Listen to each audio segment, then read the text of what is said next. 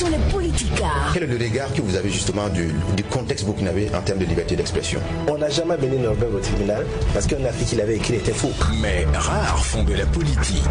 La nature est la horreur du vide. La mort du journaliste kamikaze parce qu'il a pratiquement offert sa vie pour qu'il y ait un changement. Nombreux ont de la prétention. Mais rares prennent des positions. Qui a été intermédiaire? Nombreux font des jugements. Mais rares ont la justesse. Toutes les femmes se battent autant que les hommes. Mais je dirais aussi qu'il y a des ministres hommes qui ne sont pas compétents mais qui sont là quand même. Ou bien.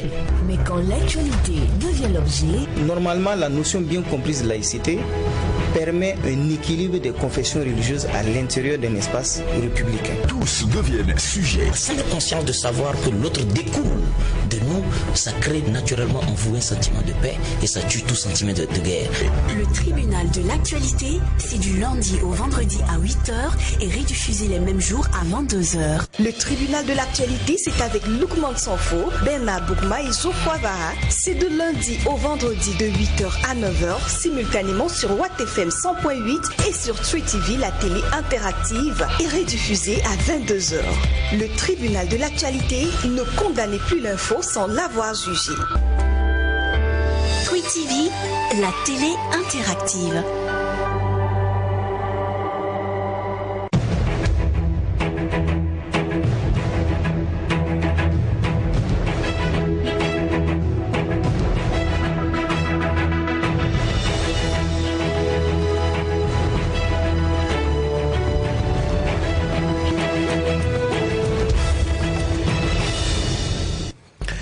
Mesdames et messieurs, bonjour à tous et merci de nous rejoindre pour votre émission Le Tribunal de l'actualité.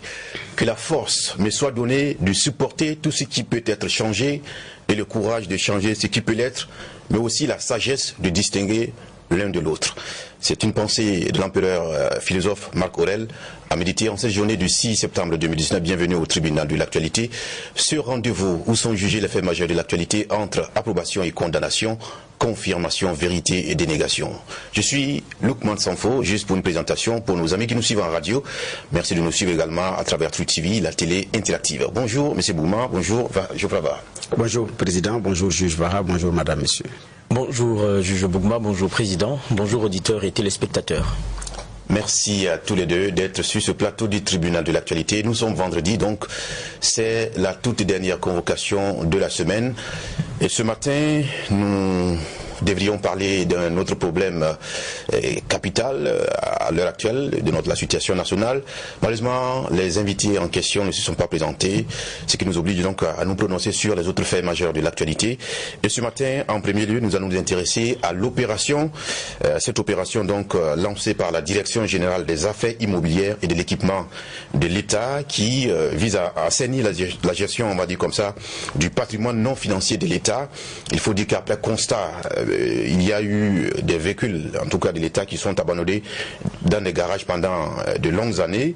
Et cette direction a décidé d'agir désormais. Tout véhicule de l'État stationné dans un garage privé pendant plus de 6 mois doit être rapatrié au parc automobile de l'État.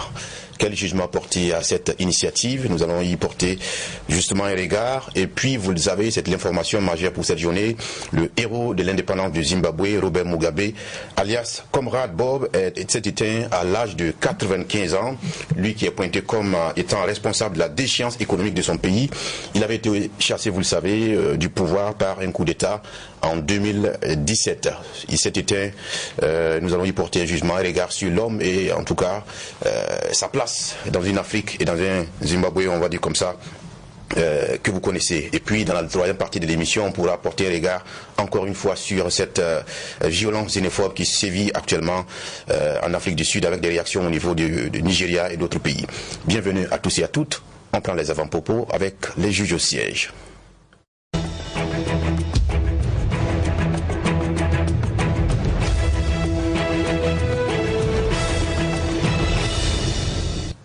Alors, la première partie de l'émission est consacrée aux propos libres des juges au siège. Et ce matin, j'ai envie de donner la parole d'abord au juge de l'actualité. Merci Président. Moi, mon avant-propos concerne ce qui s'est passé à Didier. Et on a vu le point qui a été fait, notamment, je pense, passer par le maire. C'est quand même 11 personnes qui sont mortes après ce qui semblerait être une intoxication alimentaire. On parle de Zomcom et de reste. Donc résidus qui avaient été récupérés et comme ceux qui connaissent la cuisine récupérés, il y a à ces résidus, il y a de la farine qui a été ajoutée, il y a d'autres semences qui ont été ajoutées, mais le problème c'est que dans ce qui a été ajouté, il y en avait qui avaient été traités parce que c'est des semences par des produits que l'on voit souvent dans des petits commerces, et c'est la dame qui voulait évidemment nourrir sa famille, sa grande famille, donc avec toute la bonne volonté, c'est retrouvé être à l'origine de ce gros problème-là. C'est triste. C'est vrai que elle est à la fois sourde et muette. Sûrement qu'elle n'a pas pu savoir un certain nombre d'éléments concernant notamment cette sémence-là qui, selon certaines informations, était un stock qui avait été constitué par le père, donc par le patriarche, et donc il devrait servir après. C'est triste parce que c'est une grande famille et c'est, je pense, 21 personnes en gros qui ont été touchées, et il y a 11 qui sont mortes. On sent que c'est dans la douleur. Je pense que la dernière personne décédée, c'est la dame elle-même, selon certaines informations. Donc ça nous rappelle qu'il faut être vraiment prudent. Il faut être très prudent. Et je rappelle que on ne dit pas clairement encore quelle est la source de cette intoxication-là, mais il y a beaucoup de doutes sur des éléments de semences rajoutés qui avaient été traités par, vous savez, pour ne pas que les insectes puissent, vous savez, bouffer ces semences, des choses comme ça. C'est des petits produits communs, mais dont on ne connaît pas forcément la teneur. Et ça, c'est des produits qu'on a très souvent dans nos rues. On prend pour traiter ceci ou cela, c'est anti-moustique, c'est anti-ceci, c'est anti-cela. On ne connaît pas vraiment la composition. Et quand ça touche un aliment que vous ingurgitez, c'est fini. Et après, ça devient des complications majeures. C'est triste. Et c'est présenter condoléances à la famille et avoir toujours quelquefois aussi cette envie de tirer les leçons de malheur qui arrivent et se dire que ça peut nous arriver à nous, donc il faut être prudent, il faut être très prudent. D'accord, merci d'attirer encore une fois l'attention des populations quant à leur alimentation. Bernard Boukman, c'est à vous pour vos avant-propos. Merci, je vais aller d'abord dans le même sens que je vous ferai avant d'aborder notre avant-propos. Effectivement, en Conseil des ministres, je ne me rappelle plus la date, mais cette année, le gouvernement avait pris un décret en ce qui concerne effectivement ces produits-là qui rentrent par rapport au traitement, donc le produit phytosanitaire de façon générale. Donc j'en avais fait un avant-propos pour saluer la prise de cette décision, mais la nécessité également qu'il y ait effectivement une surveillance accrue et une sensibilisation à grande échelle sur l'origine de ces produits et puis les risques encourus par les populations. Aujourd'hui, vous partez dans les zones rurales, ces produits-là facilitent la tâche aux paysans qui les manipulent sans véritablement savoir ce que cela implique. Entre pour les mauvaises herbes, il suffit qu'ils pompent et puis bon, ils sont contents parce que les mauvaises herbes sont mortes et puis ça facilite la tâche en termes de désherbage et tout. Donc, il y a effectivement un regard à avoir de plus près. Le président du mouvement africain, le peuple, M. Tougouma, qui est d'ailleurs maire d'une commune rurale, avait affirmé que dans sa localité, aujourd'hui, c'est difficile d'avoir du miel. Compte tenu de l'influence de ces produits, les abeilles ont déserté la localité. Donc, après vérification, il s'avère que ce sont ces produits-là qui ont fait fuir effectivement les abeilles. Donc il n'y a plus de miel naturel à récolter là-bas parce que les abeilles ne viennent plus. Donc il y a un danger que ces produits-là représentent. Donc malheureusement, voilà un drame qui est arrivé et qui devrait pouvoir sonner la prise de conscience par rapport à des efforts à faire sur ces produits et l'usage. Et surtout, quels sont les produits qui rentrent, ça vient de quel laboratoire, quels sont les risques encourus et tout. Donc, je pense que c'est une interpellation à faire au plus haut sommet de l'État pour que les uns et les autres soient beaucoup plus regardants. Donc, parce que vous avez une population qui ne comprend pas et parfois pour lui dire qu'il faut faire attention, vous-même vous devenez la cible. C'est comme si vous ne voulez pas on dit non, c'est le blanc qui a créé, il a facilité la chose. C'est ce qu'il dit, il a facilité la chose. Je ne crois pas pourquoi toi tu vas venir dire de ne pas utiliser. Il range ça dans un autre registre. Alors que non, il y a un problème sérieux, il y a des dangers réels liés à cela. Il y a la contrefaçon, il y a tout cela qui va avec. Donc c'est une interpellation à ouvrir l'œil et le bon. L'autre avant-propos, c'est par rapport à l'affaire des militaires et policiers radiés, donc qui occupe l'actualité pratiquement depuis 2011, entre les médiations souterraines des autorités religieuses ou coutumières, entre les sorties médiatiques fracassantes, entre les propositions du H-Kouroun, du gouvernement en passant par la transition, jusqu'à présent, quelle est la solution qui plaise à tout le monde, parce que les uns et les autres sont partagés sur les solutionnements. Donc dans cette crise-là, il y en a qui ont pu trouver leur chemin à travers d'autres filons de la société qui sont occupés à autre chose et qui n'entendent plus revenir parce qu'ils se plaisent bien dans ce qu'ils sont. Il y en a également qui rasent les murs parce que ne sachant pas quoi faire de leurs 10 doigts. Donc il y a cette réalité-là qui est là. Et ensuite, pour terminer, vous avez que la réalité, c'est qu'il y en a qui ont été vraiment des victimes de la vengeance de la hiérarchie, mais d'autres ici ont été des acteurs de premier mai. Donc il y en a qui y sont injustement. Donc comment démêler le vrai du faux et comment faire en sorte que cette situation se règle de façon définitive? Je pense que c'est en même temps un boulot de toute la classe politique burkinabé. Du reste, avec les négociations qui continuent, on en saura davantage et peut-être qu'un jour on aura les intéressés pour savoir véritablement où se retrouve le boulot d'étranglement au niveau du tribunal. Merci, Président. D'accord. Merci à tous les deux, juges au siège à cette émission, de partager votre regard sur l'actualité à travers cette première rubrique, les avant-propos. À présent, la première affaire, c'est cette opération initiée par la Direction générale en charge du patrimoine immobilier de l'État, alors qui veut lancer une opération de retrait de ces véhicules abandonnés dans les garages privés, parce qu'ils ont fait le constat qu'il y a des véhicules qui séjournent là pendant plusieurs années. Donc désormais, la mesure, c'est tout véhicule de l'État stationné dans un garage privé pendant plus de 6 mois doit être rapatrié au parc automobile de l'État. Alors, c'est une initiative qui a été lancée comme ça par la nouvelle équipe du nouveau directeur, on va dire comme ça, de cette direction-là. Alors, Bernard, pour commencer, c'est quand même un phénomène qui n'est pas nouveau pour les autorités en charge de cette question. Est-ce que vous comprenez qu'à ce jour, le phénomène perdure et il semble avoir la peau dure? En tout cas, c'est un phénomène qui perdure et semble avoir la peau dure. Voilà, c'est très bien résumé. Et c'est ce que l'on constate. Et la question principale, c'est pourquoi? Est-ce qu'ils n'en ont plus besoin? Qu'est-ce qui se passe véritablement? C'est très difficile, effectivement, de savoir. Vous rentrez dans les garages, que ce soit dans les garages privés ou bien même dans les ministères, vous voyez des engins qui y sont et qui ont passé des années avec la rouille, la poussière, et parfois pour une crevaison, parfois pour une pièce qui ne coûte pas cher, ou bien parfois pour une batterie, et puis le véhicule est sur cale. Au niveau des garages privés, donc des ateliers d'entretien ou de révision ou de réparation privée, c'est la même chose. Vous arrivez, le véhicule est sur cale, rouillé, vous savez que c'est un véhicule qui a duré par là. Qui est venu garer le véhicule, comme on le dit? Qu'est-ce qui fait que ça coince? On vous dira qu'il y a telle pièce qui manquait et le chauffeur est venu, il disait qu'il allait aller voir, il attend que le DAF, la dernière fois j'ai appelé, j'attends que le DAF, là, c'est le DAF qui doit décaisser. Moi-même finalement je suis allé dire, bon, s'ils ne veulent pas, ils n'ont qu'à venir prendre parce que ça occupe mon atelier, mais ils ne viennent pas, mais qu'est-ce que vous voulez? Comme c'est pour l'État, si je m'amuse à bouger ça, je peux avoir des problèmes. Donc vous avez effectivement ces patrons d'atelier aussi qui ont des problèmes avec ces véhicules. Donc il y a...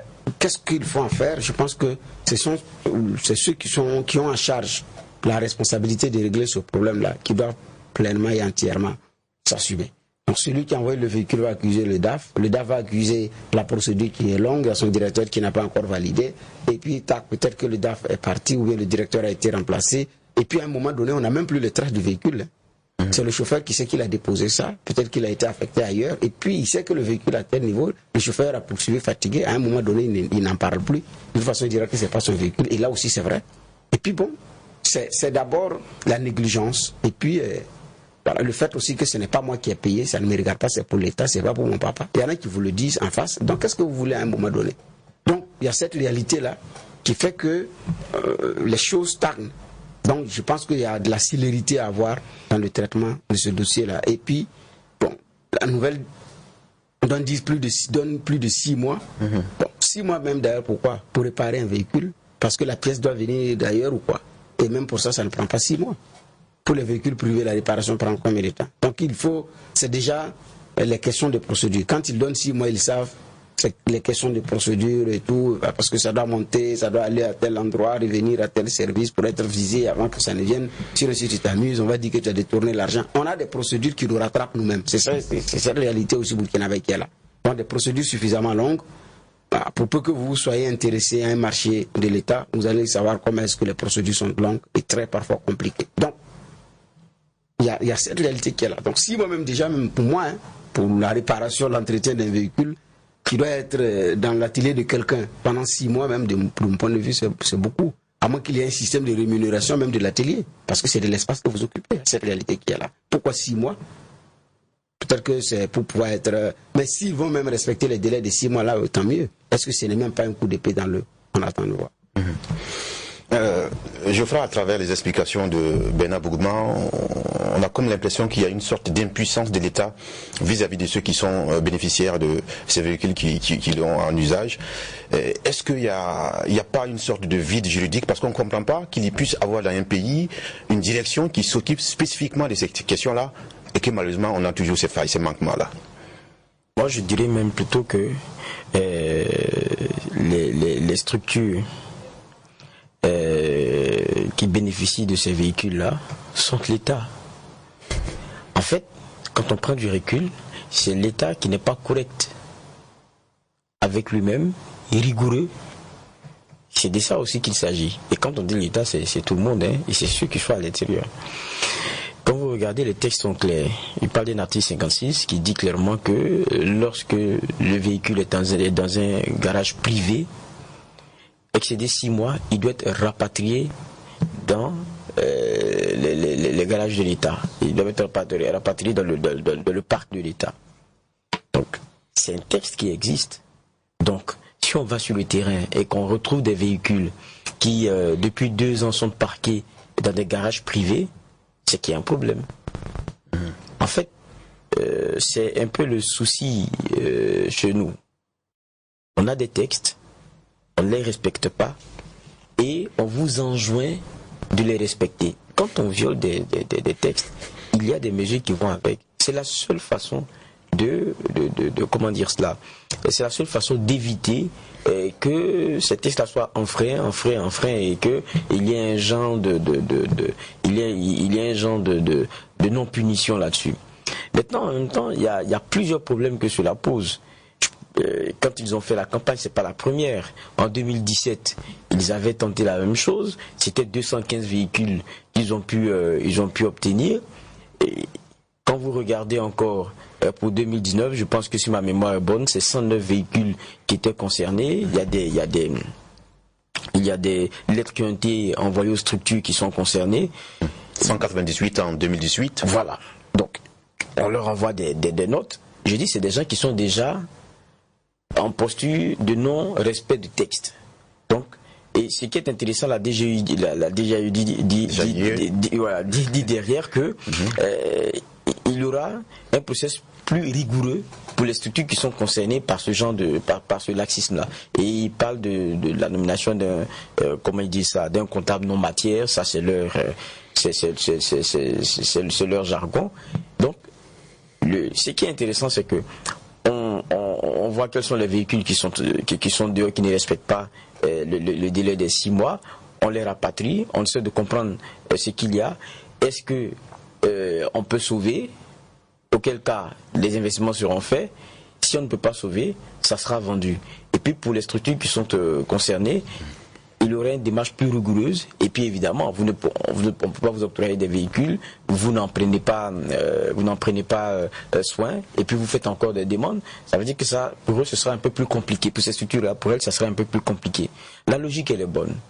Et le problème souvent sous nos cieux, c'est que il y a l'intention bonne, la motivation, et puis à la fin, il y a ce que ça donne. c'est là où je trouve aussi intéressant qu'ils disent que dans toute cette dynamique, la SELC sera aussi mise en contribution. Donc ça va donner aussi un gage de sérieux et aussi une certaine confiance dans tout ce processus-là. Étant entendu que pour cette même direction-là, on a reçu sur ce plateau ici quelqu'un qui a décrié leur méthode avec des objets qu'ils ne devraient pas vendre, qu'ils vendaient, ils voyaient de forts deals derrière, mais ça c'était sous une autre direction. Et on ne va pas aller dans ce débat-là beaucoup plus loin que cela. Et puis on est tous au Burkina, on se connaît. On sait comment souvent aussi les véhicules de l'État là sont vendus. Beaucoup disent qu'il y a des deals derrière. On ne comprend pas. On a l'impression qu'il y a des bonnes affaires qui se font. On espère que c'est pas ce que ça va donner. La dynamique déjà de départ pour moi elle est bonne. Ça fait tellement mal de passer des fois devant des garages de ministères. Vous voyez des véhicules qui on est tous acculés des véhicules. Donc regarde, c'est la plupart, ce que la poche permet, c'est des francs au revoir. Mais ce que vous voyez dans les parkings, c'est des compteurs zéro qui sont venus. Ils sont même pas si vieux, mais ils sont garés pour une pièce qui manque. Et je disais qu'il y a plusieurs problèmes que cela soulève. Les garages privés en question. Vous me mettez un véhicule, 2 ans je vous fais un devis, vous faites quelques réparations, on connaît comment l'État fonctionne, c'est la non-célérité dans le traitement de ces requêtes-là lorsqu'il s'agit de faire des décaissements. Exactement. Moi je l'ai pendant 2 ans, j'ai travaillé dessus, et puis pour un autre devis que je vous ai fait, déjà même que les précédents vous n'avez pas fini de les solder, pour d'autres devis que j'ai fait, vous partez, vous ne me revenez pas, et puis un bon matin, ce qui est mon gage de remboursement, vous venez l'enlever. Il y a un problème. Et encore que, c'est dérangeant pour moi, je l'ai parqué pendant 2 ans. Vous pensez que les frais de parking là, qui va payer? Si je vous les facture, on fait comment? Et puis un matin, ça dit, c'est mon gagne-pain. Donc je dis, c'est bien. Le problème n'est pas aussi superficiel que... C'est pas aussi superficiel que cela.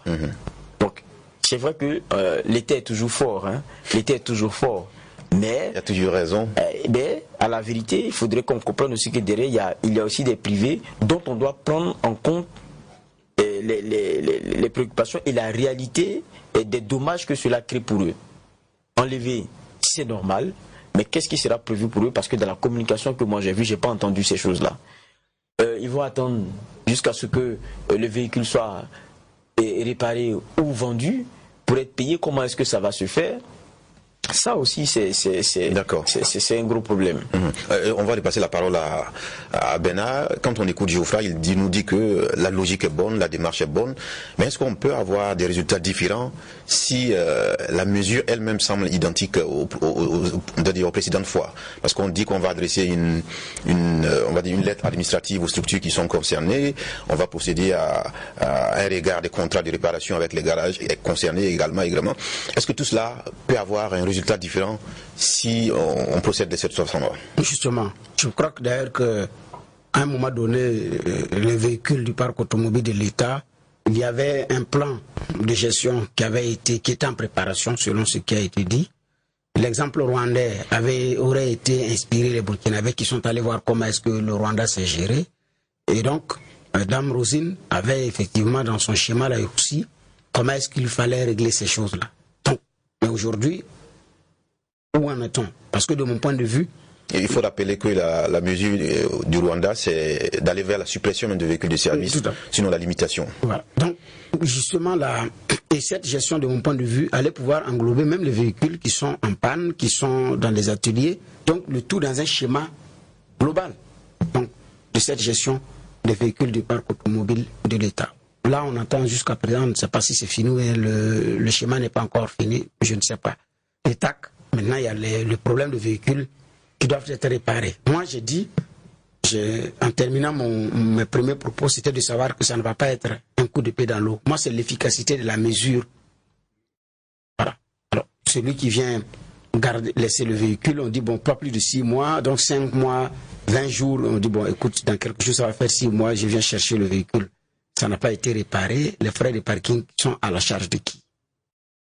Donc, parce qu'il y a un privé qui doit rentabiliser. Donc, moi, je garde votre véhicule, après, vous venez prendre.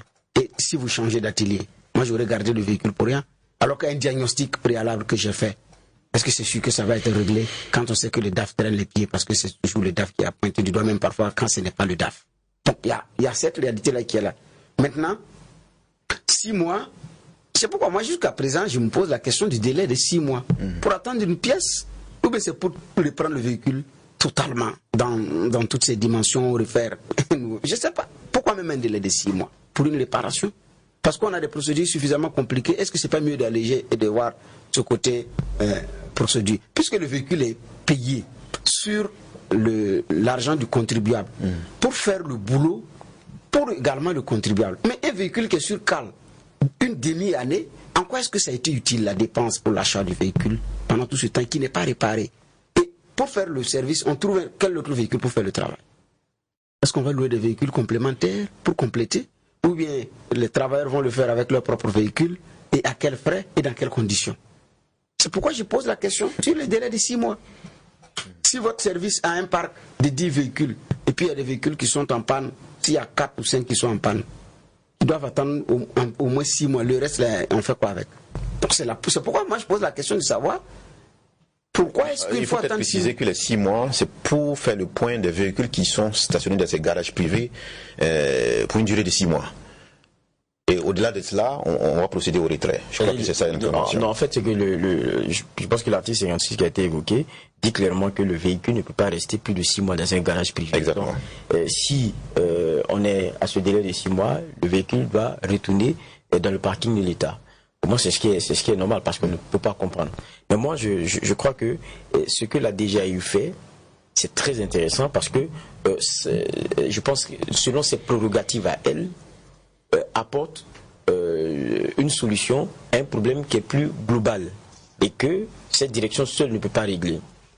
6 mois, vous le retournez, mais le gros problème qu'on a dans les garages privés, c'est la question du règlement des factures.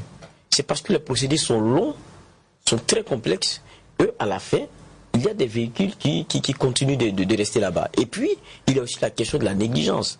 Parce que les gens n'ont pas la culture de s'occuper et de choyer ce qui... Du patrimoine de l'État comme si c'était le sien. Voilà. Alors que c'est aussi à lui. C'est une réalité. Et donc, pour une pièce qui manque, moi j'ai informé ce que c'est pas ma voiture. Le soir, moi j'allume mon truc, je suis parti. S'ils n'ont pas réglé ça, dans tous les cas, moi je veux qu'on change la voiture là. C'est ça la réalité.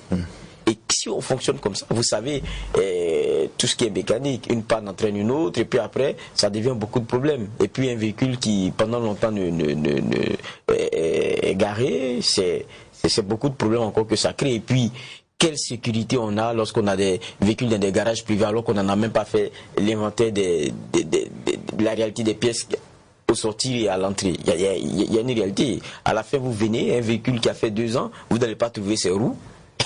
De temps en temps, il y a un client qui vient, un particulier qui a le même véhicule, on enlève une pièce ici, et puis on arrange ça, et puis c'est fini.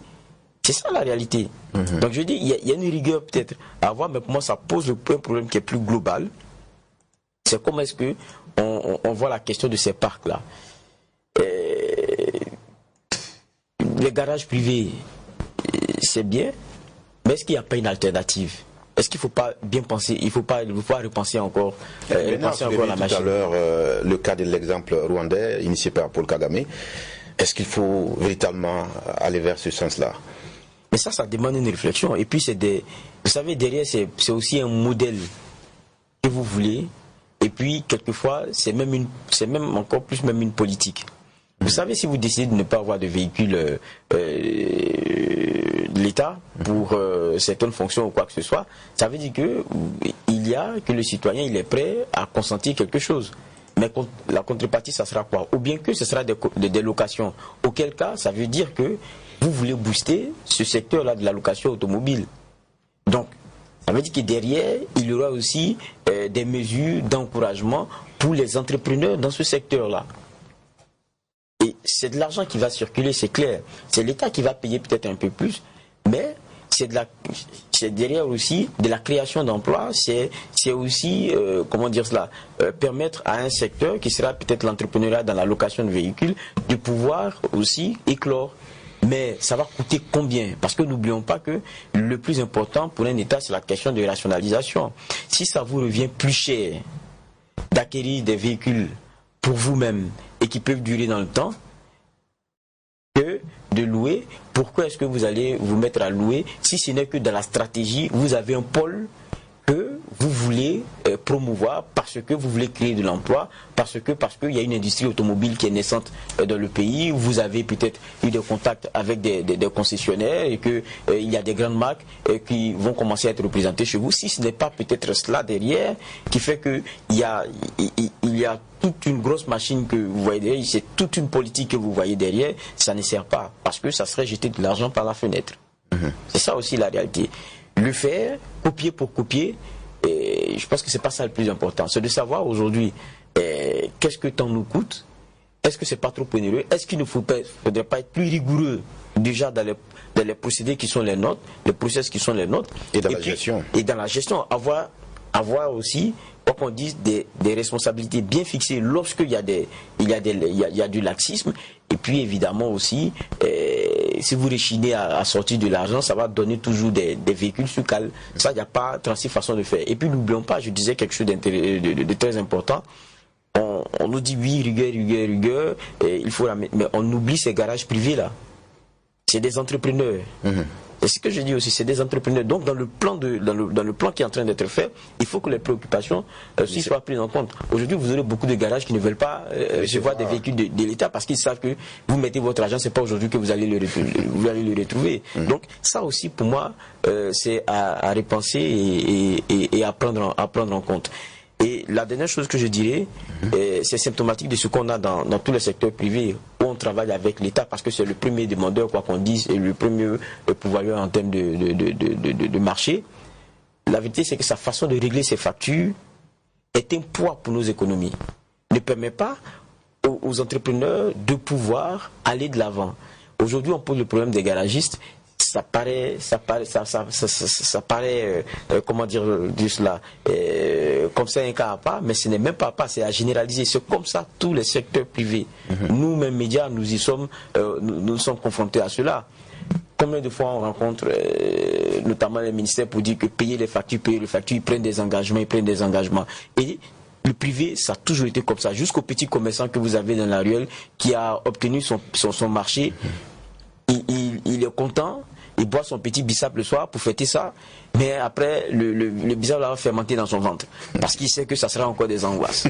Et ça aussi, il faut repenser. Oui, évidemment, sur la question, il y a bien d'interrogations qui méritent d'être posées directement aux responsables de la DGIE, mais en attendant, de ce qui a été donné d'entendre, on nous fait comprendre qu'au terme de l'opération, les véhicules qu'on ne pourra pas réparer seront mis aux ventes aux enchères pour le compte du budget de l'État. Voilà encore une des questions sur laquelle aussi on tape du poing sur la table, en tout cas sur cette question concernant la DGIE, l'action de la DGIE, parce que certaines actions se font dans l'illégalité, en dehors des textes qui sont prévus dans la matière. Oui, c'est d'ailleurs, je pense qu'il y a eu une action judiciaire avec Dr Ouedraogo sur cette affaire devant de la DGIE. Là, ça concerne les matériels, les déchets électroniques. Toxiques. Voilà, et donc les déchets informatiques, il y a une procédure judiciaire en cours. Donc la directrice générale a été remplacée. Donc, mais ça n'empêche pas que l'affaire suive son cours. Donc à Bobo Dioulasso aussi, on avait vu des cas où les carcasses avaient été vendues à 10 000, ventes aux enchères, et qui avaient suscité également beaucoup d'interrogations. Donc la question de suivi et de qui est habilité à le faire demeure. Là, il faut reconnaître que les ventes aux enchères, parfois aussi, c'est un autre deal de ceux qui gèrent ces affaires-là. Donc, cela demande un suivi sérieux pour que les choses se déroulent normalement. D'accord, nous tenterons d'avoir les responsables de cette direction en charge de la question pour mieux comprendre l'opération qui a été annoncée. Mais déjà, je pense que, comme l'a dit le tribunal, c'est une dynamique salutaire. Espérons que cela puisse en tout cas donner les résultats escomptés. Alors, à présent, on va se rendre à l'international comme ça pour aborder la disparition de l'ancien président zimbabwéen Robert Mugabe qui est décédé à l'âge de 95 ans.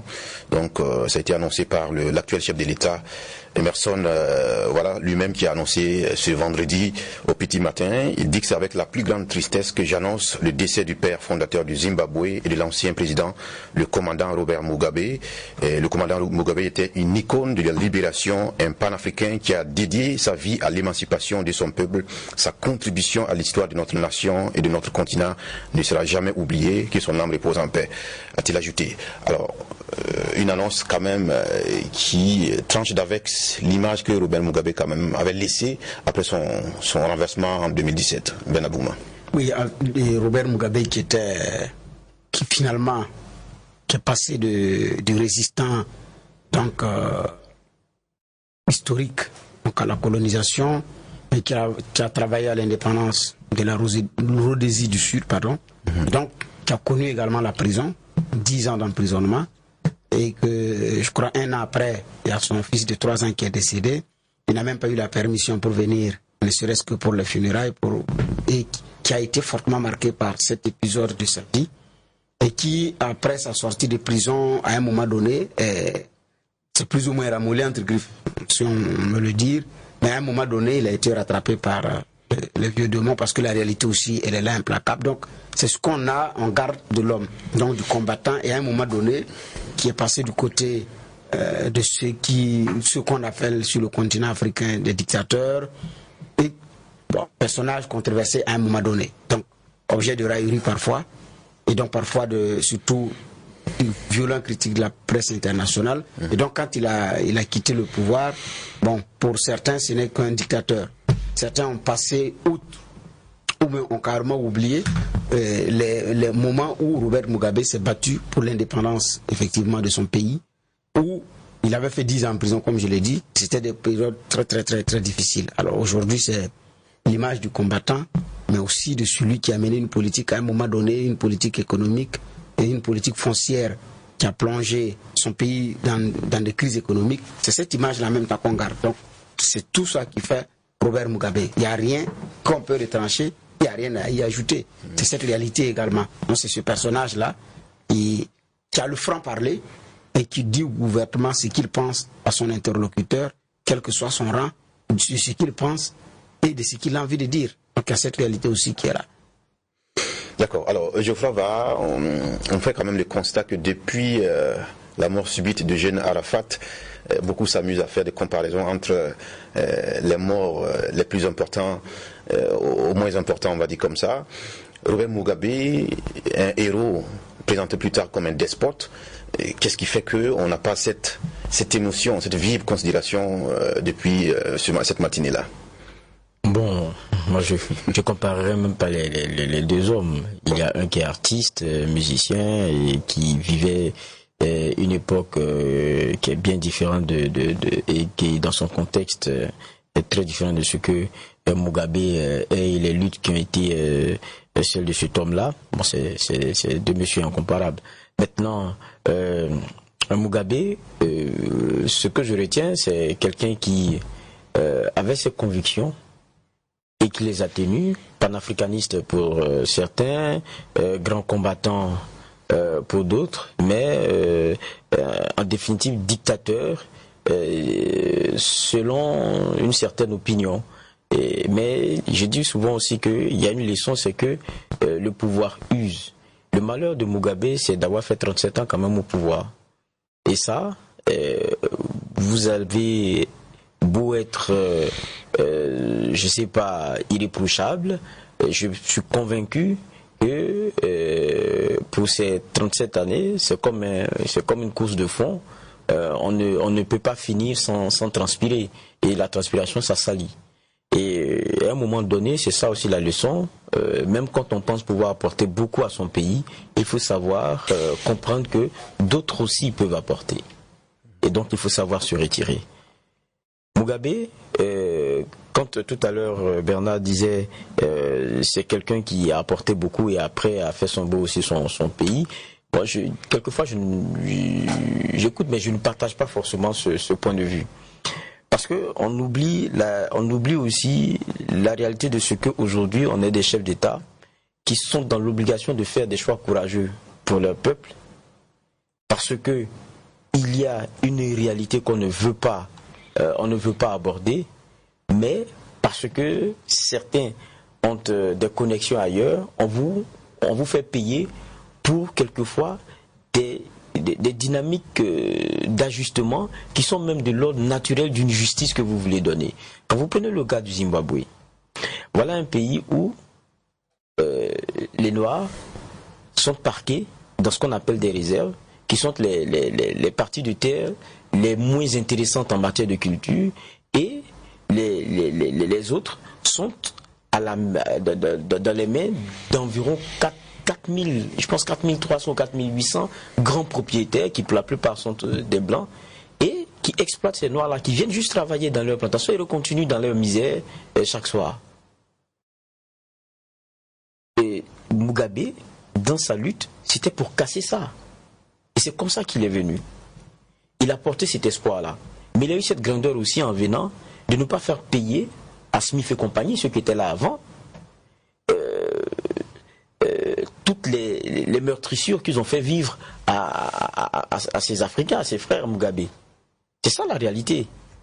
Il y a des fermiers blancs quand même qui ont été expropriés. Non, j'ai dit au départ, quand il est venu, même Smith est resté au pays. Il y a beaucoup de ses proches qui sont restés pas loin de Mugabe. Parce que les gens pensaient que sous Mugabe, très tôt, il allait avoir cette vengeance-là. Mais c'est venu après. Vous parlez de la réforme agraire. J'ai dit, il est un fait. Quelquefois, quand on émet des jugements, on oublie de se l'appliquer à soi. Accepterons-nous au Burkina que ce soit normal qu'on nous dise qu'on ne lutte pas pour nous, ou même que notre lutte est mauvaise, juste parce qu'il y ait une partie de la population qui s'est accaparée et près de 40% de ce qu'il y a de cultivable, et que nous soyons parqués dans les réserves, nous venions travailler pour avoir juste une petite pitance pour pouvoir continuer notre misère. Est-ce qu'il ne faut pas un plan courageux pour pouvoir au moins repenser et réformer ces choses? Maintenant, il y a la façon lissée d'y aller. Mugabe peut-être est allé de façon forte, et puis aussi il y avait du calcul politicien aussi derrière. C'est ça aussi la réalité. Parce que vous proposez quelque chose, après vous venez vous montrer le monsieur, je ratisse large, je ne suis pas dans une dynamique de vengeance, on va faire les choses ensemble, mais attendez. Ceux à qui vous avez donné des espoirs vous attendent. Maintenant que venue la question des consultations électorales, il faut les contenter. Et là venu le moment des promesses de dire j'avais dit et je vais le faire. Je fais ma réforme agraire, mais c'est la façon de la mener qui a peut-être posé problème. Maintenant, quand je dis il a appauvri son pays, quelquefois je dis je ne suis pas d'accord, il y a une réalité. Donc ce que vous dénoncez, c'est quoi? C'est une supposée diabolisation du point de vue occidental. Il y a dans ce que Mugabe a fait beaucoup de choses à redire. C'est une réalité. Mais il y a sur le plan agraire une réforme au Zimbabwe qui, pour moi, est inéluctable. Si on veut être juste, c'est peut-être que ce que Mugabe a tenté, mais il n'a pas su le faire. Mais au moins, il a essayé parce qu'il y a une injustice au Zimbabwe. Et ça, les gens ne veulent pas l'aborder. Maintenant, concernant ces grands propriétaires, la vérité, c'est qu'eux, ils ont des connexions à l'international. C'est ceux-là qui ont asphyxié le pays. C'est eux qui ont appauvri le pays. Parce que vous faites la réforme. Si ce que vous produisiez, parce que la majeure partie du lait qui quitte le Zimbabwe, on sait où il partait. Si on vous ferme, vous prenez votre lait, vous finissez, vous le buvez. Vous n'avez pas de devise. Vous avez votre monnaie, qu'est-ce qu'elle devient? On vous appauvrit, on vous asphyxie. Donc, quand on dit il a appauvri, c'est comme s'il y a eu une dynamique, comment dire cela, volonté de casser certaines choses. Non, il y a eu une volonté de régler une injustice. Maintenant, il s'en est pris à des gens qui étaient solides et qui avaient aussi un bon réseau. Et c'est ce qui s'est passé. Il y a eu le retour du bâton, mais il n'a pas aussi eu de façon structurelle les moyens de pouvoir maîtriser cette onde de choc-là qui allait venir. Et son économie en a pâti. Geoffroy, visiblement, qui ne partage pas ce bilan économique présenté comme catastrophique de la part. Non, il est catastrophique, mais seulement c'est qu'il est le fait aussi, quoi qu'on dise, de ces fermiers et de connexions qu'ils avaient à l'extérieur. D'accord. Est-ce que vous précisez vos propos à ce sujet? Justement, j'ai l'impression que il ne m'a pas compris. Parce que je n'ai pas dit que c'est ce que je partage, j'ai dit c'est l'image qu'il renvoie. Non, je suis d'accord. Voilà, c'est l'image qu'il renvoie d'un pays où l'économie a des problèmes et pour certains, l'explication principale, c'est cette politique agraire et foncière que Mugabe à un moment donné a amorcé et qui a fait reculer le Zimbabwe. Je dis c'est cette image-là qu'on retient. Maintenant, de ce que je pense, de ce qu'il a initié, qui vaut aujourd'hui d'être présenté comme image, il y a ce que je pense. Et c'est un peu comme le oui courageux de Sékou Touré en Guinée en 1958 et qui a valu à la Guinée immensement riche d'être à ce niveau de développement aujourd'hui et qui a été l'objet d'un sabotage dès les premières heures de ce oui-là par ceux qui étaient venus pour la colonisation. L'histoire raconte que même les stylos ont été emportés. Ce qui ne peut pas être emporté, on détruit ou on sabote. Ce qu'on peut emporter, on part. Vous prenez votre indépendance et avec toutes les conséquences qui vont y aller. Donc sur ce continent, si vous prenez courageusement, vous vous levez courageusement pour travailler pour affranchir votre pays, mais il y a deux choses qui vous attendent. Soit on vous dévance, on vous fait dévancer dans l'au-delà, ou vous êtes l'objet de sabotage systématique. C'est les mêmes là d'ailleurs qui vont orchestrer un certain nombre de complots contre votre personne, qui vont même de façon calculée provoquer des crises qui n'en existent pas. Ou bien saboter votre élan pour pouvoir revenir dire que c'était une politique hasardeuse, sans calcul, c'était pas. Donc Mugabe, à un moment donné, a été victime de cette situation. Mais la réalité, elle est là. La réforme agraire et foncière au Zimbabwe, comme en Afrique du Sud, si le temps nous permet, on en parlera, qui est d'ailleurs l'une des difficultés et l'un des défis sud-africains aujourd'hui, rattrape plusieurs pays en Afrique compte tenu de cette situation. Parce que c'est une minorité qui a presque toutes les terres, ou les terres les plus riches, mais qui dictent leurs lois. Donc il y a cette réalité-là qui est là. Donc le Zimbabwe n'a pas fait exception. Et Mugabe, en voulant effectivement réformer, peut-être qu'il a manqué de méthode, ou le choix ne lui a pas été laissé d'aller jusqu'au bout. À un moment donné, il fallait passer par d'autres méthodes. Sinon, quand le même Mugabe disait, s'il vous plaît, restez avec nous dans ce pays pour former une nation fondée sur l'unité nationale, ce discours-là, c'est un discours à la Mandela, il n'y avait pas de problème, ça plaisait. Mais quand il a dit, il nous faut nous assumer, il faut que nous nous développions, mais c'est à nous de le faire, il nous faut entreprendre courageusement une réforme agraire et foncière à même de nous en sortir. En ce moment, il devient un dictateur, c'est un spoliateur, c'est un. Donc, c'est cette image-là que l'international a tenté plus ou moins de coller à l'image de Mugabe. Mais en réalité, il fallait regarder de près, parce que qu'il l'ait fait tôt ou tard, ce sont des choses qui vont... Mais curieusement, malgré ce discours tenu à son endroit, il est resté tout de même populaire. Il avait le soutien des Zimbabwéens. Oui, il est resté populaire, mais en fait, ce n'est pas... C'est qui que ça ne plaît pas? C'est la question, c'est ce que je ferai dire. En partie. C'est à qui que cette politique n'arrange pas ou ne plaît pas. Mais c'est cette minorité qui ont ces connexions et qui acheminent leurs laits tranquillement et leurs produits agricoles tranquillement, que la réforme va effectivement déranger. Parce que pour certains, réformer et déposséder les terres pour remettre à des paysans qui n'ont peut-être pas les moyens ou la capacité de production des anciens fermiers, effectivement peut faire reculer l'économie. Là, on est d'accord que le système peut avoir de la difficulté. Mais il suffisait de mettre des moyens et d'outiller ces personnes-là, et puis on repart de plus belle. Il va y avoir de la difficulté. Il n'y a pas cette nation qui s'est développée à un moment donné sans un minimum de sacrifice, ou à un moment donné on se dit c'est mieux qu'on reparte sur de nouvelles bases, mais il faut rebondir. Donc il y a cette question qui est là. Donc je pense qu'il est resté populaire dans son pays, là c'est clair, et même sur le continent. Exactement. Parce que là, ça répondait à un besoin existentiel de la population zimbabwéenne. Ça au moins il faut le dire, mais il y a une minorité qui ne trouvait pas son compte, mais qui avait accès aux médias, qui avait accès aux salons feutrés et qui avait une capacité de nuisance suffisamment élevée au plan international. Et c'est ça qui a été en défaveur de Mugabe. Visiblement, il avait ses défauts, mais c'était un patriote. Geoffroy, vous avez quelque chose à ajouter? Oui, nous ne disons pas ici que Mugabe c'est quelqu'un de blanc comme neige. Je dis que quand on fait 37 ans, c'est quand on passe le temps qu'il a passé au pouvoir, ça finit par user. Et puis, vous commencez à être plus agrippé à votre fauteuil qu'à autre chose. Et ça aussi, on l'a senti. Chez Mugabe, il n'a pas été tendre avec son opposition. Et ça, même, c'est peu que de le dire, c'est même une figure de style. Et donc, je veux dire, c'est ça aussi qu'on doit retirer comme leçon. C'est quelqu'un qui est bardé de diplômes en la matière. Il fera pâlir plus d'un s'il fait sortir son CV. Mais ça veut dire que ça ne suffit pas. Et il y a le pouvoir qui enivre. Et à un moment donné, il faut savoir lâcher. Il faut savoir imprimer sa marque et puis partir. On n'est pas le seul. Et je pense que c'est la grande leçon. Et à la fin, qu'est-ce qui se passe? Regardez comme il est parti. Il a été humilié presque. Et c'est la réalité de la plupart de ceux qui restent longtemps au pouvoir. Vous le perdez, vous ne restez pas longtemps en vie. C'est vrai qu'il était quand même aussi d'un âge avancé. Il n'a pas pu tenir 2 ans. D'accord. J'aimerais qu'on aborde un autre point, c'est le fait qu'il soit décédé à l'étranger, à Singapour. Alors pour un panafricaniste de son gabarit, ça attriste plus d'un, ceux qui sont panafricanistes en tout cas. Et quel est votre regard sur cette question? Mais avait-il le choix? Mugabe était très malade, n'oublions pas. Mugabe était très malade.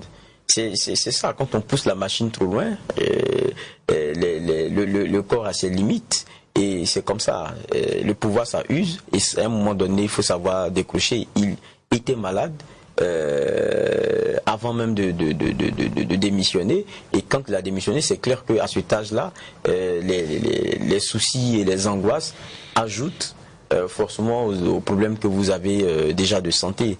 Et on sait que juste après, il y avait des interventions à faire, et depuis un certain temps, on le donnait vraiment pour malade. Et quand c'est comme ça, et ça vous rattrape. Quand vous n'avez pas aussi travaillé à peut-être avoir un système de santé qui, dans son offre de prise en charge, pourrait convenir à tout, c'est ce qui arrive. On court tous aller se faire soigner à l'extérieur. Maintenant, est-ce que ça exhume à nouveau le débat sur ces dirigeants africains qui parlent beaucoup, mais finalement n'arrivent pas à mettre en place une politique sanitaire à même d'être soignés eux-mêmes sur leur propre territoire? Bon, là, c'est une réalité, une évidence. Donc, le cas burkinabé est symptomatique de cette situation. Je pense que ceux qui nous dirigent actuellement devront pouvoir regarder de près ces choses-là, que ce soit les géoles ou que ce soit les hôpitaux.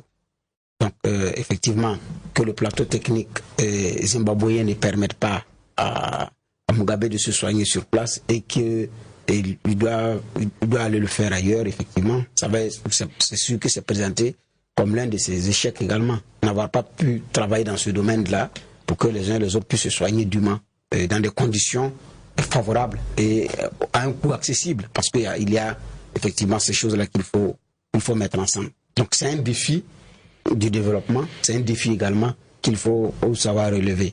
Mais la réalité aussi, bon, on ne vit pas en vase clos. À un moment donné, il y a parfois des amis qui vous disent venez, nous allons vous prendre en charge. Il y a des cas où c'est parfois des amis qui prennent en charge, il y a ces cas-là. Donc, pour des reconnaissances ou des je ne sais pas moi.